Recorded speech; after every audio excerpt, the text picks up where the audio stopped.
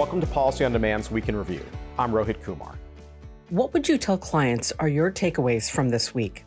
So my key takeaways from this week are the fact that Republicans in the House and the Senate seem to be closing strong heading into next week's elections. And now most of the models would suggest that not only are Republicans favored to take the House, and that's been true for a little while, but increasingly favored to take the Senate. And that really sets up an interesting tax dynamic in 2023 with the possibility of a Republican-written tax reconciliation bill.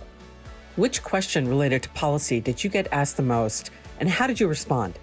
174 capitalization and amortization continued to be the question I got asked the most about this week. That's actually been true for several weeks now, as increasingly companies are concerned about Congress's as yet inability to address this issue and worried that we're going to roll into 2023 with this provision not having been dealt with.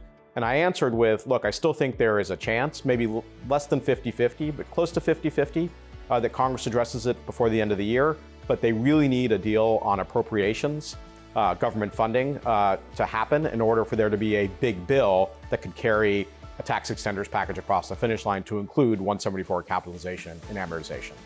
Where should companies focus their attention in the coming week?